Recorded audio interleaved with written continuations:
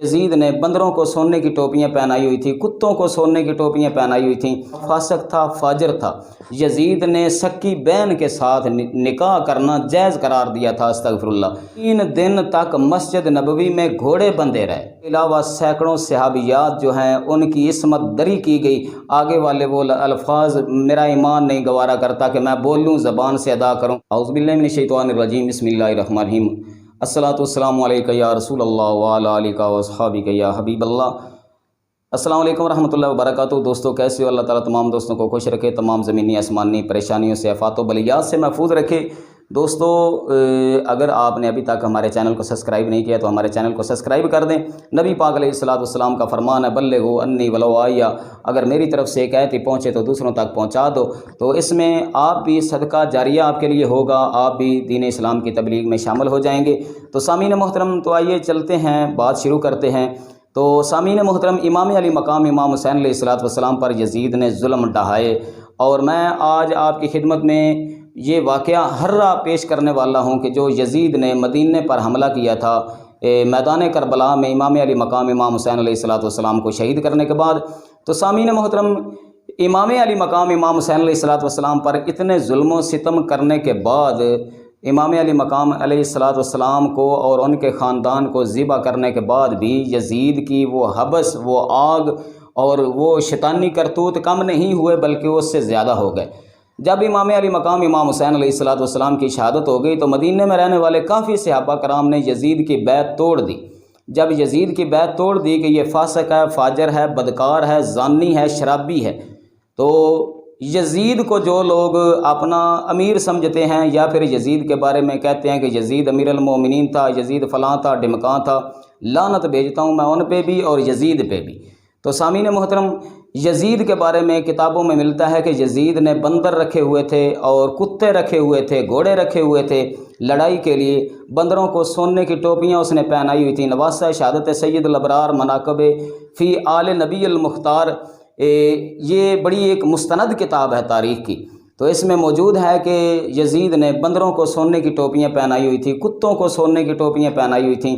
بندروں اور کتوں کو وہ مربے کھلاتا تھا، وہ کھانے کھلاتا تھا جو عام لوگوں کو نہیں ملتے، لیکن صدقہ خیرات کرنا یا مطلب کہ اللہ کے راستے میں خرچ کرنا بالکل ہی اس کو یہ گوار نہیں تھا۔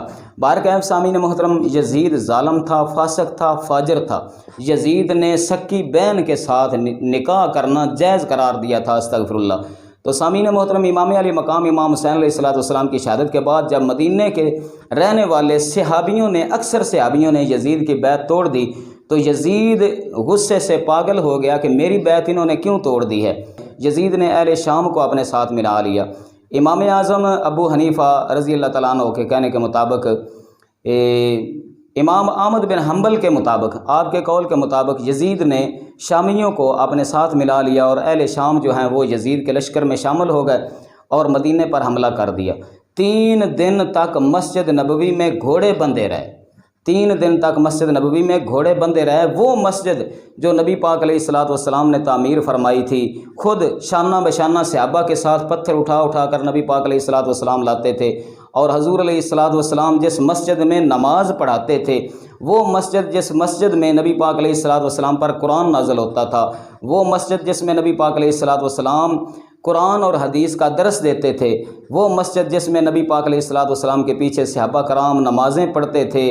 سامعین محترم، وہ مسجد جس مسجد میں نبی پاک علیہ الصلوۃ والسلام خطبہ ارشاد فرماتے تھے، اس مسجد نبوی میں 3 دن گھوڑے بندھے رہے، گھوڑے پیشاب کرتے رہے، وہاں پہ وہ گھوڑے ہنہناتے رہے۔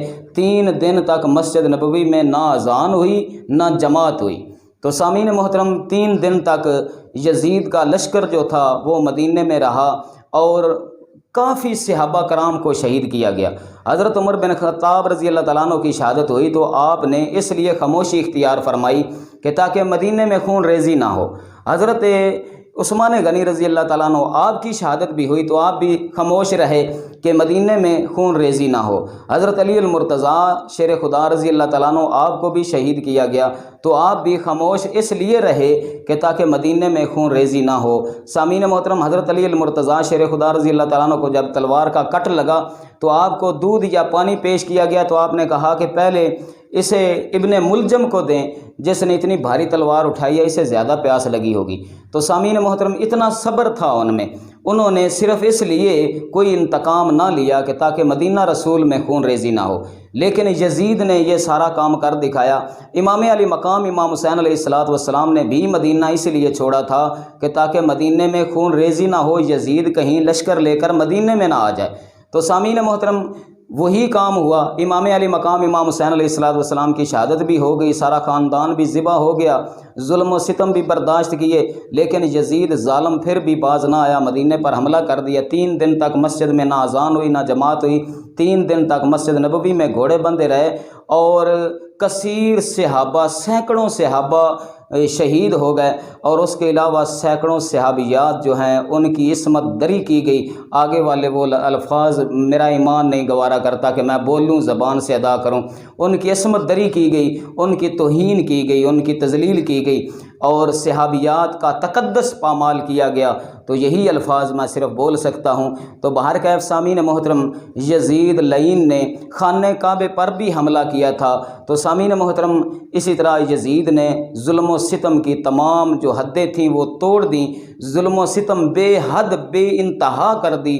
تو ہر لحاظ سے اس نے ظلم و ستم کیا، اور یزید تاریخ کا بدترین بد کردار اور لعنتی انسان ہے۔ اللہ رب العزت نے جھوٹے انسان پر لعنت فرمائی ہے، لعنت اللہ علی الکاذبین، تو جھوٹ بولنے والے پر لعنت ہے۔